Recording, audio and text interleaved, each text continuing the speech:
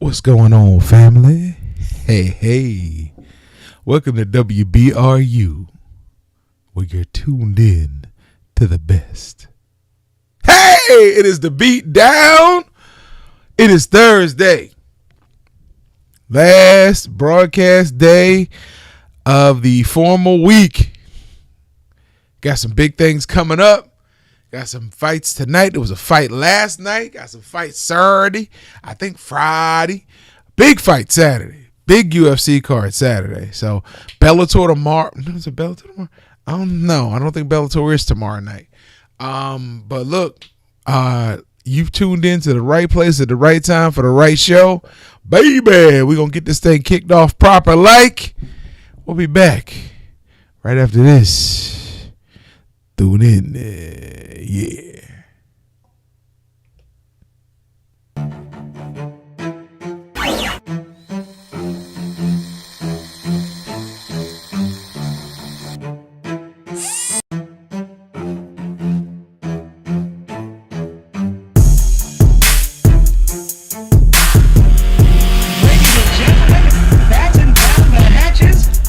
Introduce you to the greatest combat sports show bar none.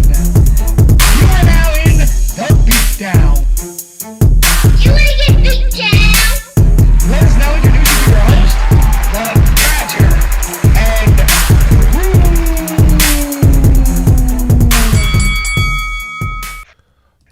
What's going on, baby? What's going on? You're in the Beatdown. This is the place you need to be.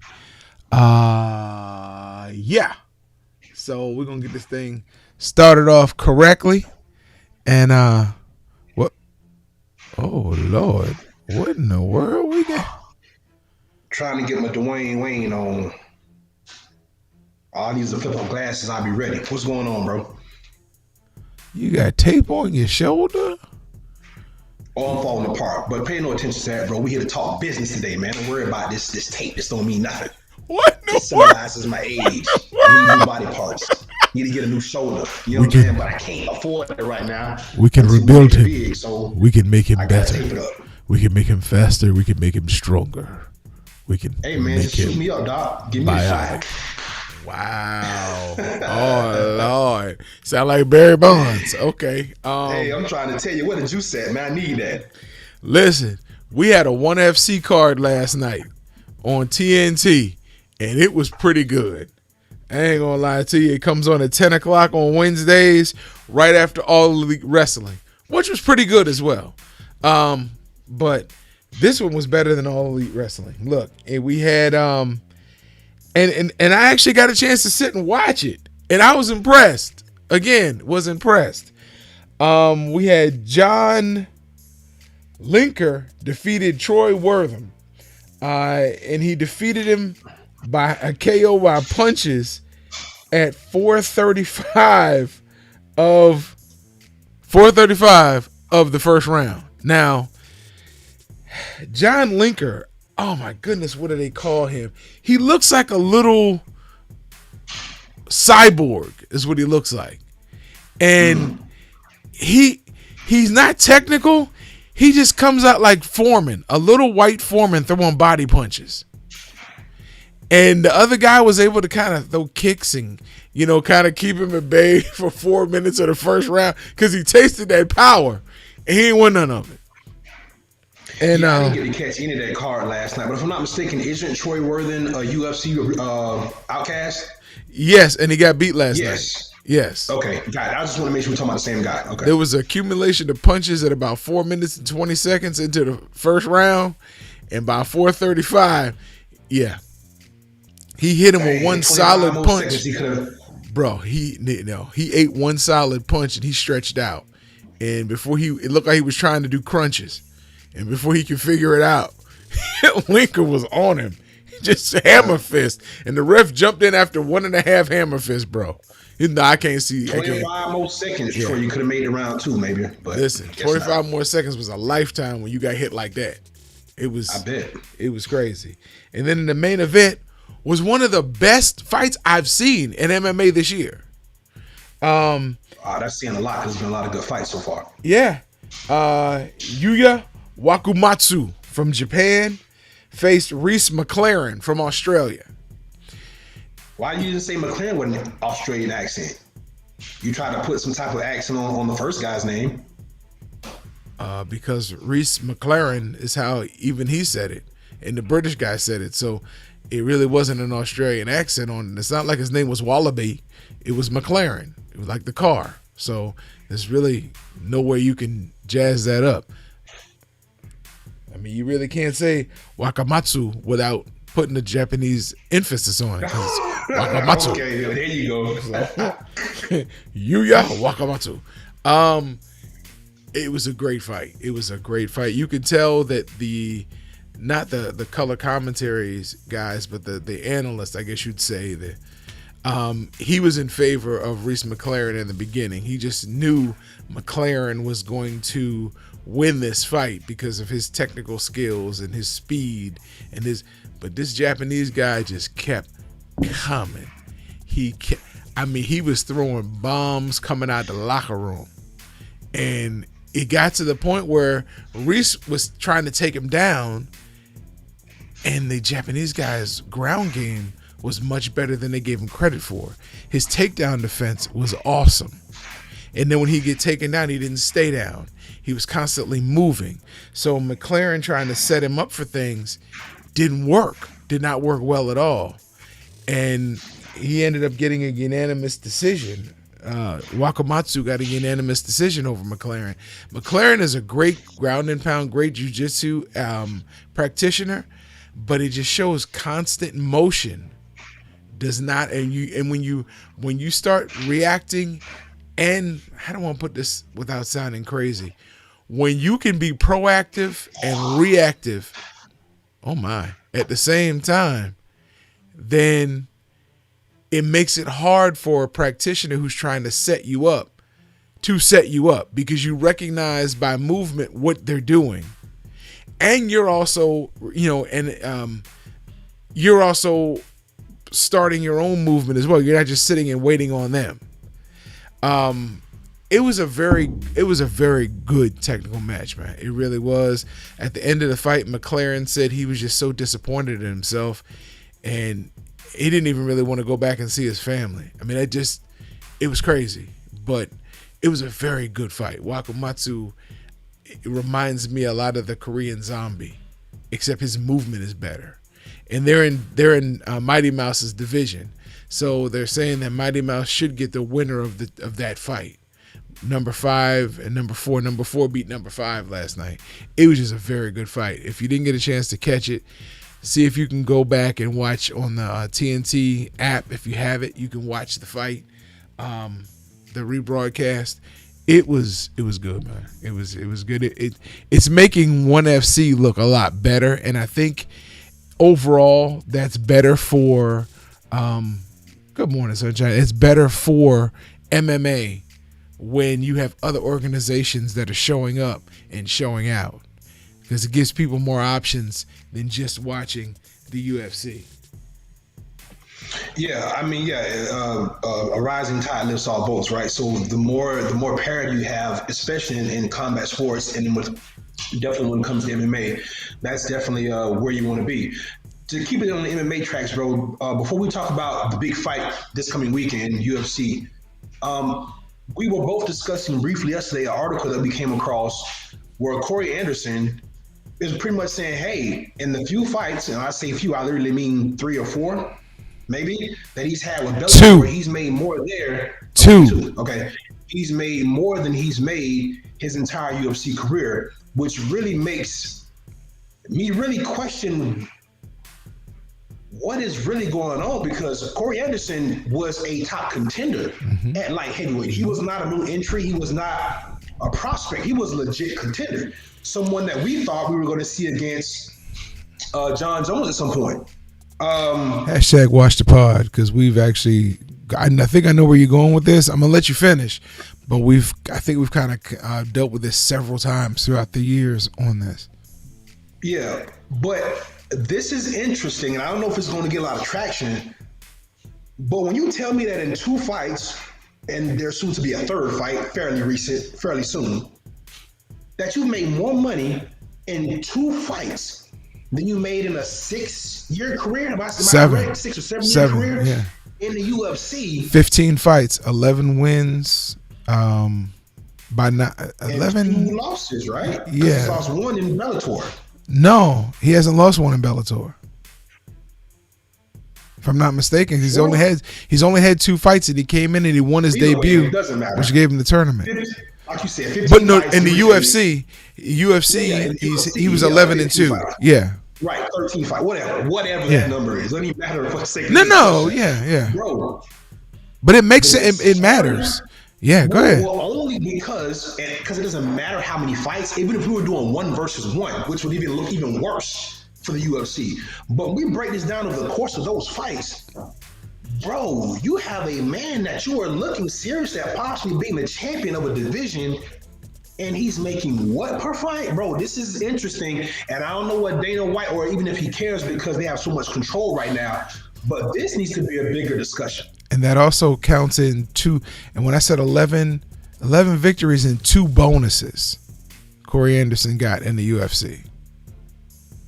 So you've gotten 2 bonuses and 11 victories. So that's where the 11-2 was stuck in my head. Even with those bonuses, you're saying you made more in 2 fights. Now you can actually fight and enjoy your family and enjoy the But here's the funny thing.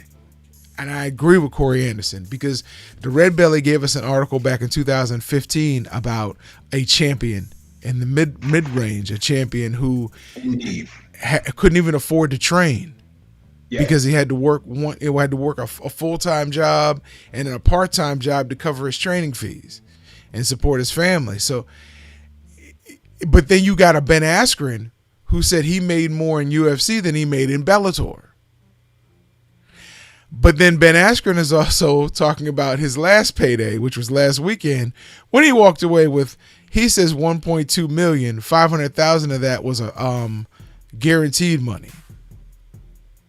Yeah, I was checking him out yesterday too, watching a couple of interviews with him because he is trending right now. He, on the few that I saw, he never disclosed the amount, but he did say that $500,000 was his base pay. When they asked him what his kickback may have been for views, whatever, he didn't really say much. But yes, that 1.2, I heard one. I've heard both numbers, but either way, it's a lot more money he was going to make. Right, that's a bigger problem that we've also talked about. But this is where, and I was briefly on social media this morning, and Michael Montero was talking about the Jake Paul conundrum. And basically, what you have is what we saw 5 years ago, bro. No one listened to us. No one gave us a chance. And by the way, they still have it wrong. They still have it wrong. But they've done it in such a fashion where it tends to favor the fighter a little bit more. But bro, this is going to continue to be a problem for the UFC. If Corey Anderson wins this title, and he really gets a platform, because right now people are still, it's Corey Anderson. Okay, we'll see what he does. If he wins his belt, bro, and Bellator is able to kind of do what we think they're doing as far as trying to broaden the reach and what they got going on, this is going to be a bigger problem. We've talked about this a lot. You've mentioned it. The UFC has a stronghold right now. But when you look at one championship and how they are improving, and from what you say, the fight last night, and they're trying to carve their niche out on this Wednesday night thing. And then you got Bellator saying, hey, we're going to take over Friday nights. Oh, and by the way, we got tournaments going on. And ONE FC as well. Yes. Tournaments. Yes. And then you got the UFC with just the cachet. We got the big names and the glory and the fights that everybody want to see. But it seems that these other promotions, because maybe they have to be more creative, they have to give more equity, and they have to take more risks. It seems like they have it, they're getting it right in the UFC. I don't know. They're keeping it the same. So I don't know, bro. This is interesting. Here's what, and I'm just tagging on to what you're saying. These tournaments are not new. If you remember, the UFC started out as tournament. It was a one-day tournament, no weight limits. They got away from that because Dana wanted to optimize his money and the money for the Zuffa brothers. Right. So they made it more of a boxing format, meaning with the rounds, the regulations. Hey, let's go see if the commission will, if we can get under these different commissions so we can look more authentic, more. And then, they built it from there. When you look at ONE FC, they've been doing tournaments. Bellator has been doing tournaments. These aren't new. What's happening now is, coming out of the pandemic, they're more visible. And what ONE FC did, I still say this is what Bellator should have done. They should have gone to a TNT. Okay, it's great going to a Showtime, but TNT is free. It's not a premium channel. This is what's helping ONE FC to blossom now, because they come on after a wrestling program. They're tying themselves, without formally doing it, they're tying themselves to AEW, which as long as AEW is on the rise, is great. If AEW falls off, it won't hurt them because it's a different sport. And they're getting some names that we may not know over here, but bro, they signed Rug Rug. You need to look up Rug Rug. His first name is Omar. He's African. He was winning the elite tournaments and the wrestling tournaments, which also include striking, on the continent of Africa for the past three years, since he was 16. This guy has incredible strength. He is the one person that they say can match, if not better, Francis Ngannou in striking power. I've seen him fight. Technically, he's like but his wrestling is better than Francis's wrestling was. But he looks weight class? Heavyweight, and he looks like he's out of shape, but with big shoulders. But he's not out of shape. That's just his body style. Like I've seen him take guys from the mat, heavyweights from the mat with experience. After he's taken them down or knocked them down and they grab onto him so he can't punch him, he just picks him up and throws him down on their head. He reminds me of Alexander Karelin from Olympic wrestling. The Russian that had our records. Yeah, he's just phenomenally wrestlers of all time. Actually. Of all time. I didn't mean to understand that. That's I was going to go back and circle back to that later, but yeah. Okay. 13 years undefeated. But shout out to Rulon Gardner, who got the first victory over him in his final match. Before we used to have it on here as an opening. Anyway, so this guy is young. He's hungry. He's got incredible striking power. He's going to need to work on his fighting defense, but because his fighting style doesn't lend itself to somebody who may have boxing skill. But he's kind of like a John Jones at heavyweight, where he keeps his paw out there for blocking and short jabs that are very effective. So I don't know if he's going to change it all too much, but as he grows, man, this is going to be Bellator. I'm eventually, I can see Bellator pitching a huge bag to him to get him away from ONE FC. Hey, I tell you what, don't be surprised if Dana calls in that favor to ONE FC, since they traded Ashman and for Mighty Mouse. If he is that guy, and he is that guy like you say he is, guess what? All of his cohorts in the UFC will be campaigning to get him over there. And we're talking about all the champions. So that's going to make it real tough for Bellator to get him. But I'm with you, bro. I'm going to look him up. He sounds I'm intrigued. You got it. He wants Bader. He wants Ryan Bader. And he's already called out Francis Ngannou. But he's in ONE FC right now. So I think what he really wants to do is win the championship and kind of clean out the heavyweight division in ONE FC and then go. You better hurry up, Francis, saying that young. How old is the Rug guy? Like 19, 22, something like that. He's a kid. Yeah. Francis is 34, man. But he called Francis. Listen, I think he really called Francis out for the name. Like, he really believes he can beat him, but it's like, okay, I'm going to call Francis out, but I'm going to keep fighting over here. Yeah, for sure, for sure. I mean, and that's what the game is now. You have to use people's names and call them out to help you get clout. Unfortunately, we've seen it But a million times.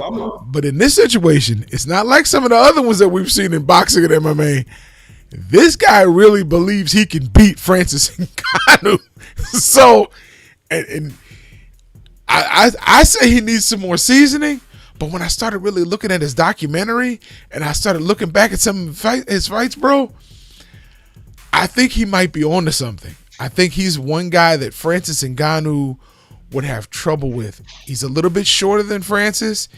He's about the same weight, if not a little heavier than Francis. He has such good footwork. Like when we saw Francis with Stipe, he has such good footwork that it's like, it would be almost a dream matchup. He would be a problem for John Jones. He would be a problem. I don't know if he would beat John, but he would be a problem for John because he can also fight off his back foot, where a lot of heavyweights can't fight off their back foot. That's where John Jones has the advantage over a lot of heavyweights. Being able to fight off of your back foot as well as traditionally off of your front foot. So I'm not going to belabor it, but if you get a chance, man, check out Rug. I'll send you, if I can find the videos that I watch, I'll send you one so you can then start. Because that man, it looks crude when you watch him at the first, but then when you see him live, it's like, no, he knows what he's doing. But he would really like to make that fight where two Africans can fight for the title against title on the continent of Africa. That's like one of his dreams. Well, all them boys gotta keep doing is winning because that's eventually going to happen. Africans, and I say this in regard to the motherland, the entire continent, but there are a lot of countries in Africa that are thriving right now.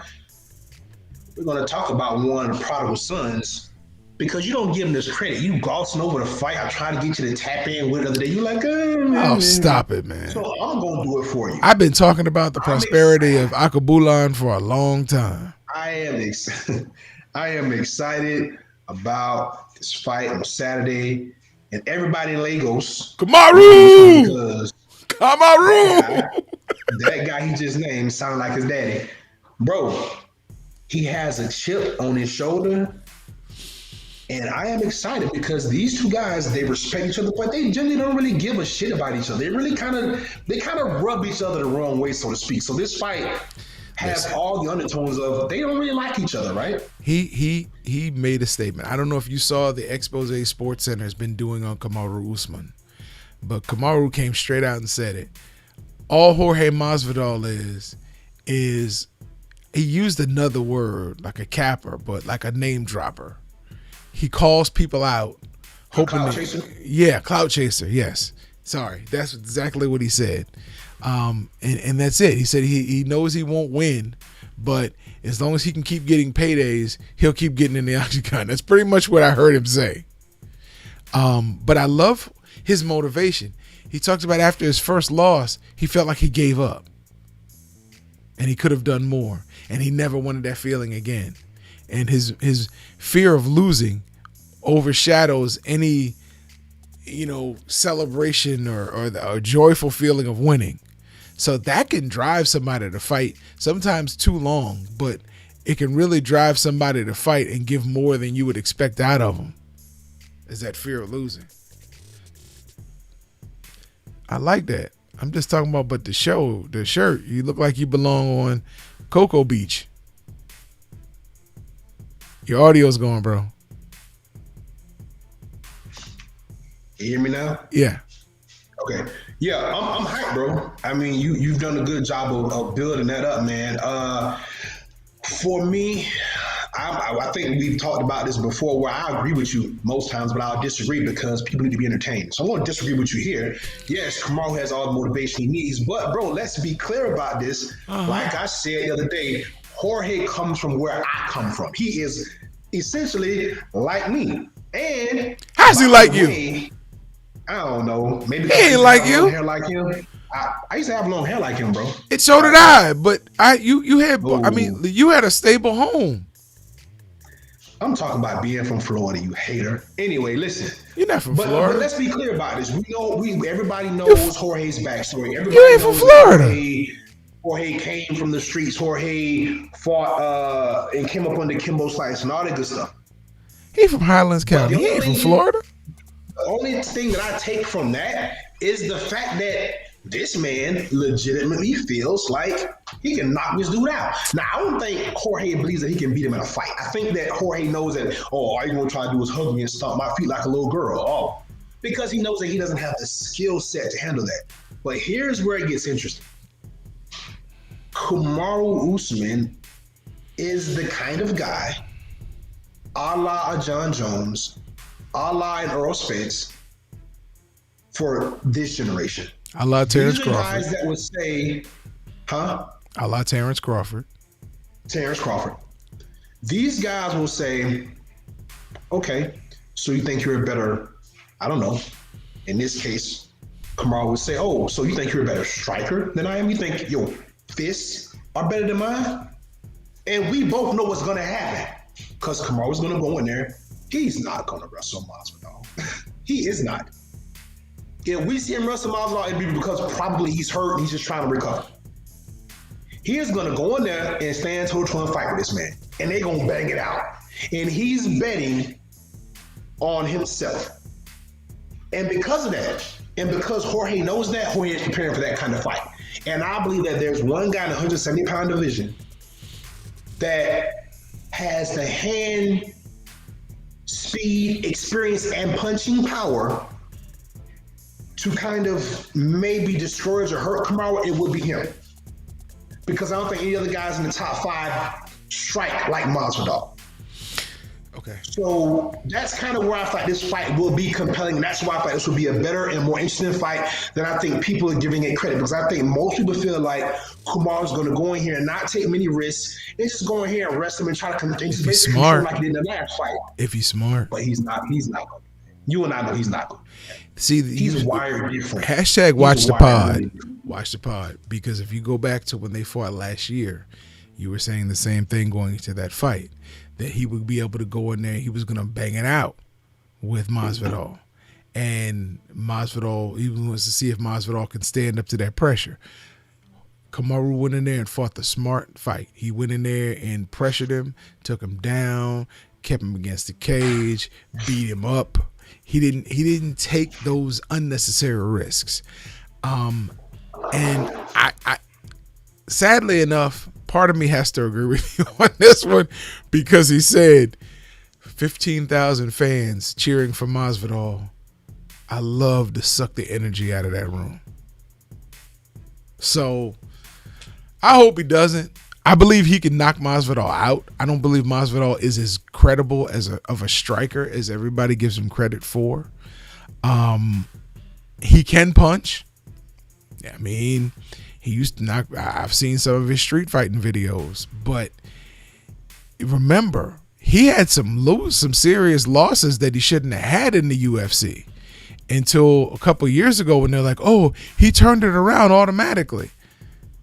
Well, the 2-piece in the soda the 2-piece in the biscuit is what really resurged his career when he did that to Leon Edwards. And if I'm Leon Edwards, that fight would happen if I will come from the afterlife to make that fight happen. Anyway, but yeah, that's what kind of put a pin right there because you said it, and I don't want to forget.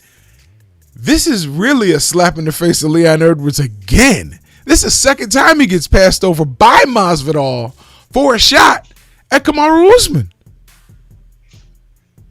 Yeah, and again, it's because the UFC will not and apparently does not know how to market their melanated fighters, and by that I mean their black fighters in particular. That is crazy. But yes, bro. This is where the rubber meets the road, and like you said, I think more of your casuals are giving Masvidal more of a chance as a fighter than the hardcore fans are, the ones that kind of know what's going on, right? What I'm saying is that this is going to turn into a club fight, which Masvidal is very familiar and comfortable in. And that's going to give him confidence where I think any other guy would be like, okay, whoa, let me not do this. He doesn't have a plan B, Masvidal. It's not like if he gets hurt, he can grapple or wrestle. No. So he has to go out on his shield. And I think because of that, I think he's willing to take that chance. And because he's willing to take that chance, gives him a little bit more confidence than the other guys. But we all know skill set for skill set, he is not a better fighter than Kamaru Usman. No. But because of Kamaru's DNA, because of the, like you said, the 15,000 plus fans in Jacksonville that would be rooting for a Masvidal, that would be a pro Masvidal crowd, his father being there for the first time to actually see him fight in person and defend a belt, the whole country of Nigeria behind him, being one of the 3 champions from that country, all those things built in. This is a very combustible fight, and I think because all those elements are involved, this will be a stand-up, rock'em sock'em fight, and the guy with the strongest chin is going to win because neither one of these guys have great defense. Kamaru gets hit too, and sometimes he gets hit flush. He does. But for whatever reason, well, he does not get hurt or deterred. And he has also another defense that Masvidal doesn't have, a wrestling game. And he uses that as an offensive maneuver, but it's part of his defense. Because if, just like the fight last night, when the Japanese guy was swinging and hitting, the Australian guy started shooting. And you could tell when he was shooting for defense rather than for offense. Kamaru hasn't gotten to that point. He still shoots, and it looks like if it's an offensive maneuver, even though it's part of his defense, so he doesn't take any more blows. I still say he's going, and I would advise him, if you're going to go bang with Masvidal, you take him down the first 2 to 3 rounds and wear him out. Then stand on the feet and bang with him. Get him tired. Because Masvidal doesn't have the best defense either. So no, he does not. Neither one of them. And bro, that might be the game plan. You may have just revealed the trade secret. I just feel like that Kamaru Usman is not going to the octagon. I agree with you. With Jorge Masvidal conscious. I think he wants to dispatch him. That's the reason why. But you may be right. That may be the plan. The more I hear you talk, the more I think about his fight with Kobe Covington. When everybody said, "Oh, it's going to be a good wrestler versus wrestler match," because he's not going to want to stand and trade with Kobe, and he broke his jaw. He stood all 5 rounds, and he just delivered. So watch the fight. That's all I'm going to tell y'all. Watch the fight. Hey, before we get off of MMA, man, because I know we got some more fights to talk about on that card, but Chris Cyborg has come out recently. When we started talking about the money from Bellator versus UFC, Chris Cyborg has come out recently and talked about the money she's making, not disclosing the amount, but she says, John Jones, come on over to where you'll be appreciated. And I was like, whoa, I know some people, no big deal. But no, that is a pretty big deal because of what she stated and how she stated it. She didn't diss the UFC. She just said, John Jones, come over to where you'll be appreciated. And I was like, wow. And John wants big money. John will get big money from Bellator because not everybody's getting big money in Bellator. But Bellator is willing to invest to bring them up. And if they get a John Jones now, they probably have a John Jones successful for another 3, 4, 5 years. Yeah, I mean, I'm sure that's definitely in a perfect world it would work out. And if I'm not mistaken, John has not signed an extension. He can get out of his contract with UFC, and he hasn't signed a deal for another fight, so he legally could walk. Yeah.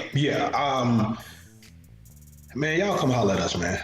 That's all. Y'all want the key to how this really works. Y'all come holler at us. Y'all still they ain't ready. Y'all are still doing it wrong. They ain't ready. They are not ready. Still doing it wrong. They are not ready. Hey, if you got some money and you want to turn it into a lot of money, come holler at us. Come on, I'm gonna put it out there. I know we don't usually do, but if you got some money, and I'm talking about money, I'm not talking about, man, I got my stimulus. No, I'm talking about you got some money, but you want to turn it into some real money.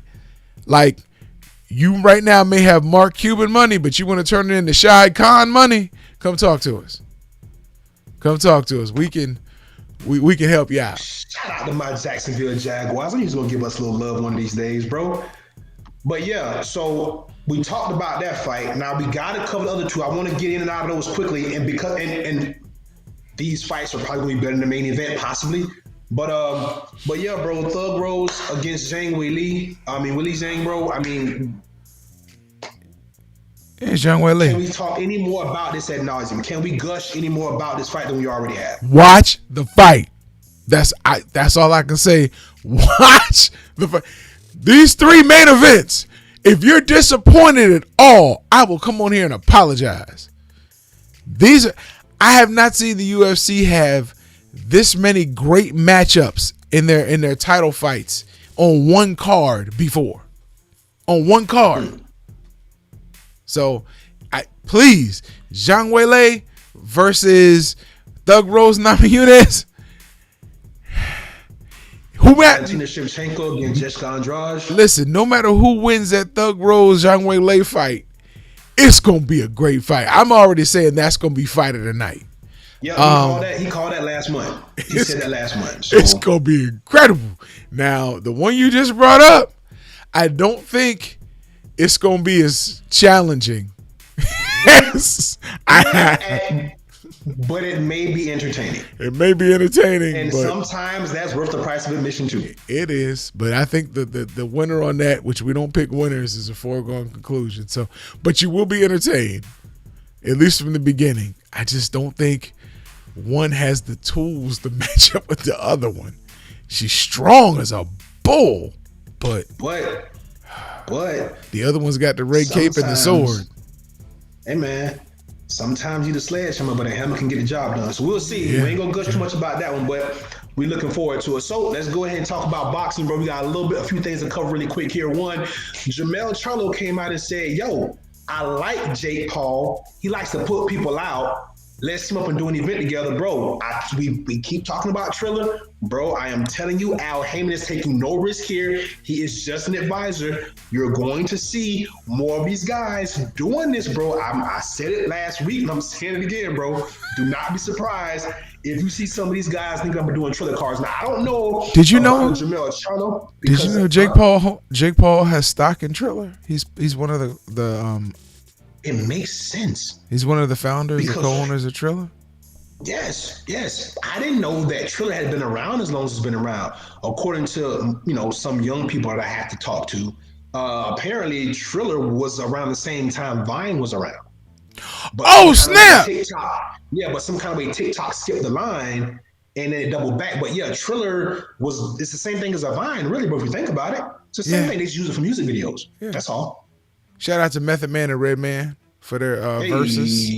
I was going to do that, but let's keep this boxing train going. So, yeah, I don't think we're going to see championship or especially a undisputed champ like Jermell Charlo. I don't think Uncle Al going to let him fight on Triller. But, bro, if Jermell has a soft touch or for whatever reason, if it's a one-off, I could see Uncle Al letting him go over there and dabble and get a little bit of that Triller money, man, because, Uncle Al always going to get his.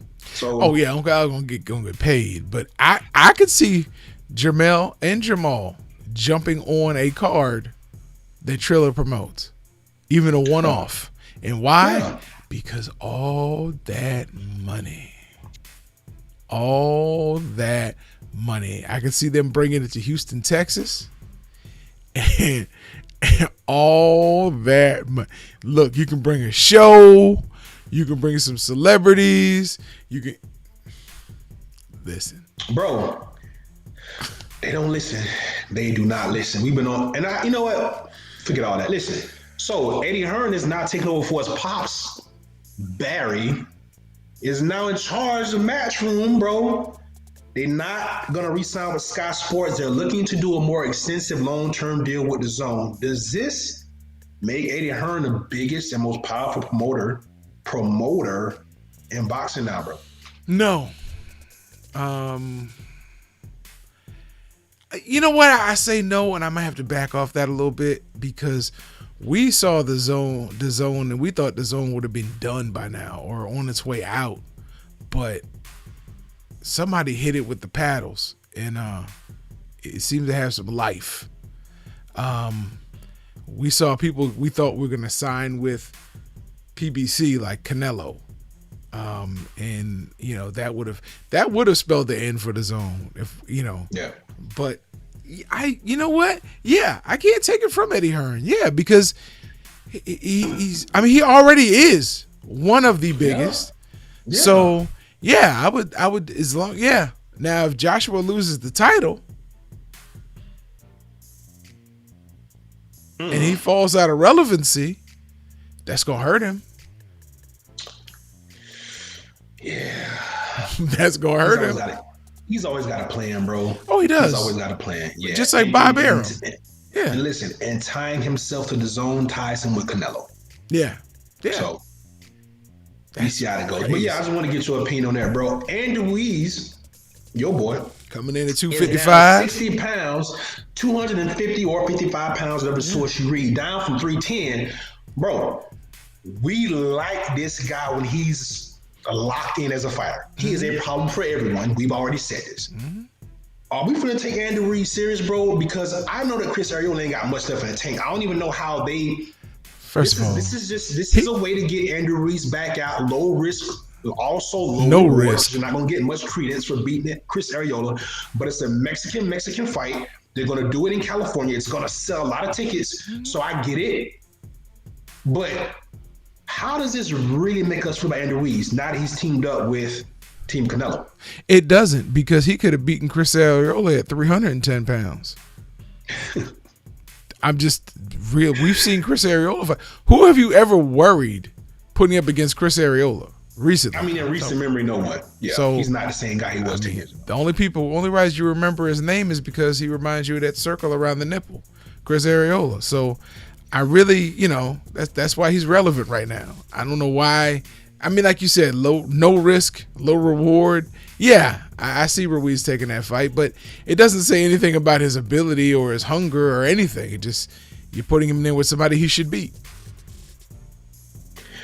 Well, I agree with you, but I do think that this is the beginning of a second wave for Andy Ruiz, because you're training next to Canelo and Ryan Garcia. I guess inherently you have to kind of stay in the gym and stay in shape. You've been to the mountaintop. You've fallen from grace. You know that money doesn't last you a long time. You've eaten enough Snickers for a while. So yeah, bro, I think this is the beginning of something good. And if he can stay in this type of shape, we all know and we all feel like he's a matchup problem for everybody at the top. So I'm not a Stephen A. Smith fan per se, of his persona that he has on ESPN, but what he said was true. When he said, Andy Ruiz, you should have been with Canelo. You should have been with Canelo when you won the championship.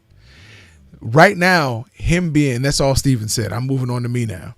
Right now, what he's doing is he's recognizing that iron sharpens iron, and you need to be around people who have achieved higher goals than you, so you now see the goals you need to achieve and the steps you need to get there. So by him being around Canelo and training with Canelo and understanding how Canelo holds his lifestyle, now he'll understand what it's going to take to not only be a champion, which you captured once, but how to remain and maintain being a champion and keeping that belt, and adding to your collection of belts and adding your collection of names that you beat. Listen, Andy Ruiz is one of those fighters that, I'm going to say it, doesn't come along every day, because he's technically sound when he's in shape. He's a matchup problem because he knows how to punch from angles. He's shorter than a lot of these guys, and he's like the Mike Tyson factor, because he's got a jab, he's got a hook, he's got a good right. Incredibly fast hands. Right, and it fools you because you look at him and it's like, oh man, I'm gonna beat him, and before you know it, he's gonna be sitting in the stool eating some chicken. And next thing you know, he's hit you 2 or 3 times like Joshua. After Joshua knocked him down, they were saying it was over, and Ruiz just woke up, and it was like, okay. And Joshua couldn't keep up with him. 1, because he's robotic, but 2, because Ruiz was just faster and he wasn't regimented to the rules. And people are like, what are you talking about it? When you watch Anthony Joshua fight, the only time I've seen him really relax is after he got knocked down by Klitschko. And then it wasn't about being regimented to 1-1-2. 1-1-2-3, 1-1-2-3, 1-1-4. It wasn't relegated to that. It was like, hit this man in the face with your jab, slide, and catch him with a right. It was more instinctual once he got knocked down. That's how Ruiz fights. You put your practice in the gym, you work on your skills, then when you get in the ring and you're in shape, you don't have to think. You just do. Follow your cues and go. And if things change, be fluid with your movement. That's what Ruiz is able to do. And I think that's why he would also give Wilder a problem. Yeah, all those Fury too. All those guys who get problems. Yeah.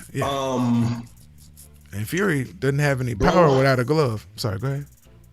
Bro, we got a top rank card down the street in Orlando, Kissimmee. Navarrete against I just read it. Don't worry. Diaz. Diaz Navarrete against Diaz. Christopher Diaz and Emilio Navarrete. Yep, Berlanga looking to keep his streak going against Desmond Nicholson, one of your boys from around that DMV way. And then you got the prodigy Josue Vargas is fighting as well too. It's all Puerto Rican showdown in Little Puerto Rico, bro. Are you gonna watch? And if so, what you gonna be tuning in for? I'm gonna watch because I like Emmanuel Navarrete, man. Me too. Thank you. Even though he got beat up his last fight, I like him too. He did, but I just like his style. I like it. Yeah. Listen, he's a fighter. He's a real Mexican fighter. Yeah, and we're gonna see what Chris Diaz has, because you're gonna have to bring it all to the party. Yep. Don't let that gotta be there. Yeah, don't let that last fight fool you. Or that bang. Yeah. That little come over thing he got, whatever that is. I don't know what that is, bro. That just hopefully somehow I'll knock that off. Listen, there's a fight tonight, bro. There's a fight tonight on NBC Sports. It is Ring City, USA. They're fighting at West Point, the Army Academy, New York, baby. So yeah, Jameer Harry's gonna be doing some commentary on that. Am I correct? You are correct. It's for the WBA featherweight title, women's division. Yes, sir. We got Jelena Marjanovic versus Erica Cruz Hernandez. We've seen Erica fight before. Yeah, it's gonna be a good one, and it's gonna be on NBC Sports, not NBC, but NBC Sports, their channel. It's gonna be good, man. I believe I've been waiting for this one all week. It starts at 9:00.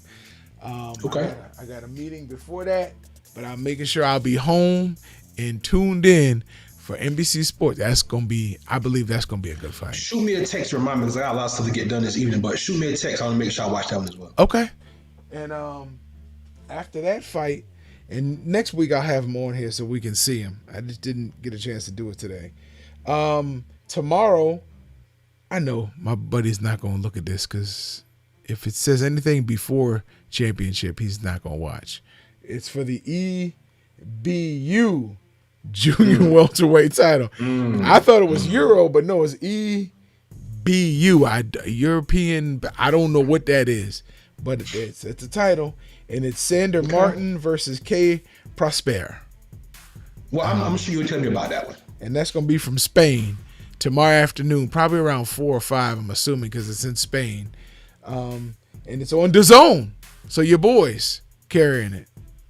And here's the funny thing. That's what I was saying on Monday. I was saying on Monday yesterday about these type of fights. All of a sudden, they show up fighting your favorite fighter from the United States for a title, and you're like, where'd these people come from? This is an opportunity now with all these sports services for you to see these people from the beginning and see where they're coming up from. So don't start asking, well, who's this person? We're telling you now to watch the fights. Watch them so you'll see who these people are when they start fighting for titles. There's another one on Saturday, and it's from the UK, so it'll be early in the afternoon as well. It's going to be on BT Sports, and it's Denzel Bentelli versus Felix Cash. Oh yeah, Bentley versus Cash. Yeah, that's a big look. That's going to be a big time fight over there. They've been talking about that a lot. I've been keeping up with it. I'm tuning in for that one. It's for the British Commonwealth middleweight title. So again, this is for they're fighting at 160, correct? Middleweight. Yeah, middleweight. And you'll see them. You got me with that. The British Commonwealth belt. I'm in for that. Yeah, you'll see these men soon fighting your Jamal Charlos and fighting your, they'll be the ones that be like, who is that again? I know I've heard that name. Yeah, you heard it on this show. So that comes on Saturday afternoon. The fight Saturday night. Emmanuel Navarrete versus K Prosper. No, Diaz. versus Chris Diaz, and then the UFC. You want to watch that? Listen, bro. I when I travel, I take the bus unless I get a ride with somebody. But sometimes I just want to be myself and think, and I just take the bus and go where I need to go. I'm sitting next to this guy on the bus, and I remember this guy. When I was going to USF, he was in his mid-40s, and he owned his own business. He owns several duplexes, but he also had a cleaning service that he would go in and clean duplexes. And he said, man, when people start turning these duplexes and apartments into hotels, I'm going to be cleaning for them as well. Now he's doing Airbnbs. He's got a huge cleaning service who cleans Airbnbs when people leave, getting ready for the next. He does it for Pinellas, Hillsborough, Pasco, and Sarasota counties. And man, and he's doing well. But he always took the bus where he would go somewhere. Anyway, the story is we started talking, and he was filling me in on what his life was, where his life was going and this and that. And I was like, well, why do you look kind of upset? He said, my wife just told me to leave the house. Well, why she tell you to leave the house? He said, just for a misunderstanding. He said, look, tell me what you would have done, how you would have handled it. You would have seen it the same way as me, young man. And I'm like, well, let me know. And mind you, he's in his 70s. And you should have told him that you can't see, but go ahead, keep going. Wow, that's just foul, bro. But I have insight. You need to learn that. Take the sunglasses off. So he was telling me, he said their daughter has moved back home. And, she's got a decent job, but just has no yearning to move out. And his wife was walking through the house and heard this buzzing sound coming from the bathroom, and walked in, and the daughter was in there with her vibrator. And he said his wife freaked out and said, well, what are you doing? What's going on? She said, look, Mom, I'm 35 years old. I got no children. I've never been married. I'm living at home with my parents. This is the closest I'm going to have to a husband. So her mom just kind of nodded her head and closed the door. He said, and I just happened to walk into the den, and I heard this buzzing sound, and I looked, and she was on the couch with her vibrator. I'm like, what are you doing? And she told me the same thing. I'm 35 years old. I live at home with my parents. I have no husband. I've had no children. This is the closest thing I'm going to get to a husband. So he said all he could think of to do was just walk right out. So he did. So his wife was in the kitchen cooking lunch, and she heard a buzzing sound coming from the living room, and she came in, and he was sitting there watching the game next to the vibrator. And she said, what are you doing? And he said, look, just trying to enjoy the game with my son-in-law. And she freaked out and told him to get out the house.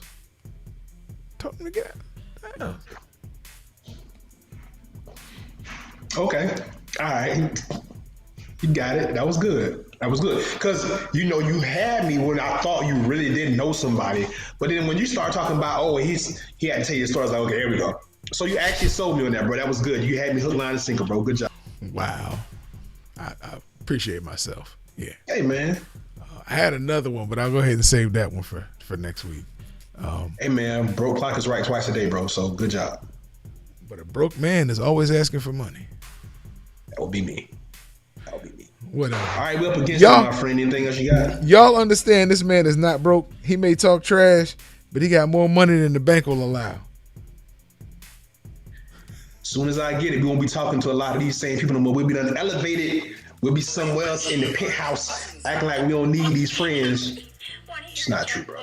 That is not true. We appreciate everybody that's a part of this team, that's a part of Friday Nation, who will never forsake you or leave you all. Wow.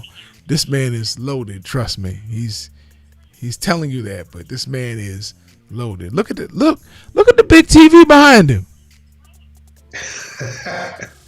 Look at the beach shirt. He's getting ready to go lay out by his condo. This is Florida attire, first of all. Secondly, that TV is pretty old, guys. I've been in this house for a while, so TV is just as old as this house. So there you go. Right, and his other houses have TVs the same age as they are. Look, I got one more for you. I was gonna save this one for next week, but this one, it's a joke. So, woman came home early from work, walked in and found her husband in bed with another woman. She flips out. She says, "What's going on? He said, baby, I was out this morning riding around and I saw this woman wandering around and she looked lost. And I'm like, what's wrong? And she says, I don't know where to go. I'm cold. I don't know where to go. I'm homeless. I have nowhere. I don't have anyone. He said, well, do you have any family? She said, I don't remember. So he said, well, I brought her home so we can get online and look to see if she had any family. And she said, well, why would you bring her home? Because remember that old laptop you were getting ready to throw out? I figured we can use that to help search for her loved ones. She said, but I see dishes in the sink. He says, yes. Remember that food that you wrapped up you were going to throw out? You said you didn't want that anymore. You were going on some eating plan. Well, since you didn't want it anymore, I knew she was hungry. I fed her and made her a to-go sack that she can use. Well, why was she in bed with you? He said, because I figured there was something else you didn't want to use anymore. Not as good as the first one, but That that was was pretty good. good. That was pretty good. Yeah. It's hard to get homeless women jokes right. Look, shout out to my mom, shout out to my pops, shout out to my wife and my daughter. I don't know if I have time for this. My daughter did something the other day, man. I know you've been through. I know you've been through it. She was at school and she got a upside down smiley face. She got a frown, and the teacher said that in the note that she was on. They broke their class up into teams for PE, and her team won. And my daughter was taunting the other team. So I asked my daughter, I said, what'd you do? She says, I pointed at them and said, you lost. And then other people started saying the same thing. And then my friend Dominic said, we won. So they said she was taunting. And I gotta love my wife. I try to, but I gotta say it the way she said it. I called my wife and I said, well, she got a note. I said, I'm just gonna see how you take it, and then I'll tell you how I feel. And I told my wife what happened. My wife said, I don't see a damn thing wrong with it. So, mind you, these are 5-year-olds and 4-year-olds. My mom said, that's my girl. So I think we're raising a Deion Sanders, bro. That's what I think we're raising. I just want to know where your wife is from. That's it. Four miles.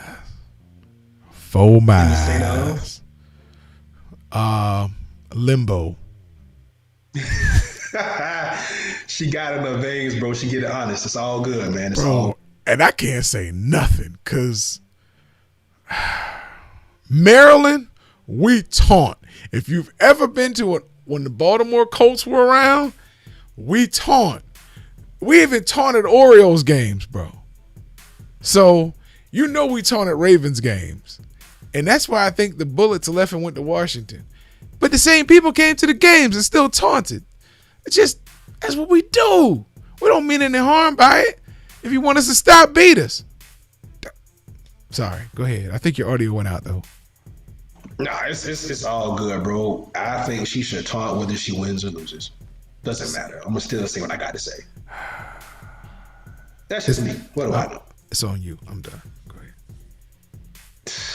Listen, this day a few years ago, not a few, probably like 12 or 11 or something. I seen Rob. Oh, go ahead, because you weren't done. No, go ahead. When you're done, I would, because there's something very important. There's something going around on TikTok. Some idiots have decided to declare April 24th National Rape Day. Okay, we're not going to talk about that. I heard about that. That gets No. Here, bro. The reason why we need to talk about it is you need to check in on the ladies in your life, the ones you know, the ones you care about. Just make sure they're aware. If you can accompany them anywhere, do it. Because this is how stupid stuff starts. You got some idiots that start these things, and then you have idiots that decide they're going to follow it. Yeah, I heard about this, bro, and I appreciate you taking that stance on it. You're right. We did need to put that out there, but it's Anyway, yeah, so he took my thunder, but yeah, some years ago, Hasim Rahman locked out Lennox Lewis in the rematch. Baltimore! But that was for the Baltimore homer right here. Happy Earth Day to everybody that lives on Earth, whether you like it or not. Congratulations, happy Earth Day. Shouts out to FX Jabba. Happy birthday to you, my friend. Even though you left PBC, you're over at Top Rank doing your thing, keeping your streak going. Happy out that. But a big rest in peace to Pat Tillman. He left here about a decade plus so ago. I wonder what he would say if we were still in this climate today, and how many of the people that love him so much would still feel the same way about him. But that's another discussion. It's almost We'll 2 check in with decades y'all ago. on Sunday on our More Refined show. We can talk about all the great fights happening on Saturday. Until then, we'll catch up with y'all. Hey, spread a little love out there. It's crazy. Like you said, watch out for you ladies. Fighters Nation, we out here. We'll holler at y'all later. Peace. You come from mine, I'm putting you away.